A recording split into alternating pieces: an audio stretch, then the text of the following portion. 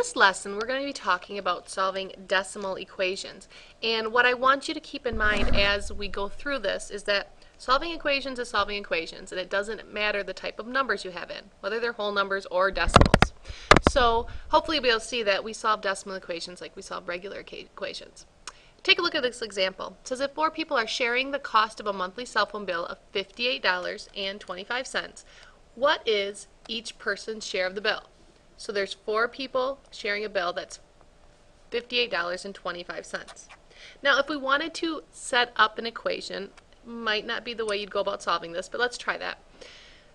We have 4 people and we want to know what their cost is. So 4 people paying their cost of the bill has to equal $58.28. Okay? So, if we had this equation and we wanted to solve it, we'd go back to our steps for solving equations. What are we solving for? X. What do we need to get rid of? 4. It's 4 times x, so how do we get rid of it? Well, we divide by 4. And whatever we do to one side of the equal sign, we have to do the other. 4 divided by 4 is 1x equals, now if you type 58.25 divided by 4 into your calculator, you're going to get 14.5625. Now remember, we've talked a lot about how we have to make sure we're answering the question that's being asked. This wants to know what is each person's share of the bill. We're talking in terms of money. And if we're talking in terms of money, this answer doesn't make sense. So if we want to answer the question, we'd have to change this to $14, and looking at this, okay, remember, money only goes out to the hundred. So that'd be about $14.56, approximately. Okay. Again, we're going to be off of a few cents of this, but that's approximately or about what all 4 people would have to pay. Okay. Again, not doing anything different when solving an equation. We're just going to have to pay closer attention to our answer because we will be dealing with decimals. Let's look at this example. It says solve 26 times x minus 32 equal to 99. Round your answer to the nearest hundredth. So let's come back to that in a second. We'll start with our equation. 26x minus 32 equals 99. Fall back on the steps for solving equations. What are we solving for? X. So let's solve for 26x. If I'm solving for 26x, what do I have to get rid of first? This minus 32. How do I get rid of a minus 32? You add 32. Okay, and again, ladies and gentlemen, if you were to go keep, change, and make this a negative 32, what's the opposite of a negative 32? A positive 32. Think of it either way. Whatever we do to one side of our equal sign, we have to do the other. So if we add 32 to the left side, we have to add it to the right side. Solve our equation, bring down your 26x, double check to make sure these cancel out to 0, bring down your equal sign, and then you go 99 plus 32. And we get 131. Go through our steps again. What are we solving for now? X. What do we have to get rid of? 26. It's 26 times x, so how do we get rid of it? You divide by 26. Whatever you do to one side, do to the other. 26 divided by 26 is 1x. 131 divided by 26 is 5.038461538, and that's where my calculator stops. I doubt the number stops there. Okay. Now, remember, I've kind of been telling you that it's really important that you leave things as a fraction, and that's true, except right here in our directions it says round to the nearest hundredth. You're gonna get a little leeway here.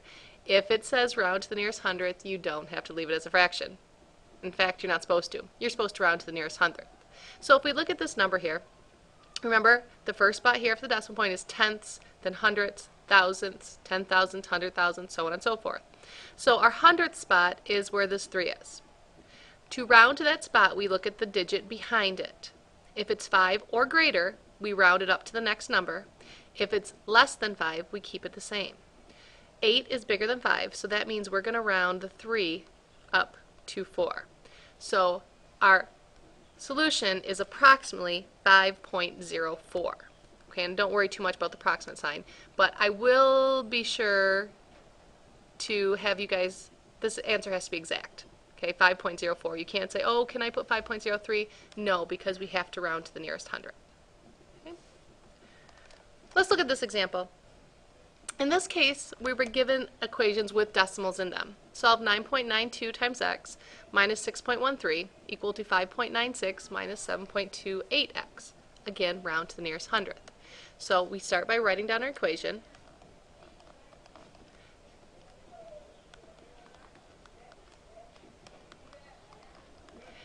And then, again, solve this the exact same way we'd solve a regular equation without decimal points. You might want to go keep, change, change first. Keep, change, change. And notice we have x's on both sides of our equal sign. We don't know how to solve an equation with x's on both sides, so we have to get rid of them on one side. Doesn't matter which one you choose to do. I'm going to get rid of this negative 7.28x. Since it's negative, I'm going to do a positive 7.28x. Whatever we do to one side of the equal sign, do to the other. So when we go to solve this, 9.92 plus 7.28, this ends up being 17.2 x's, and then bring down the rest of your equation.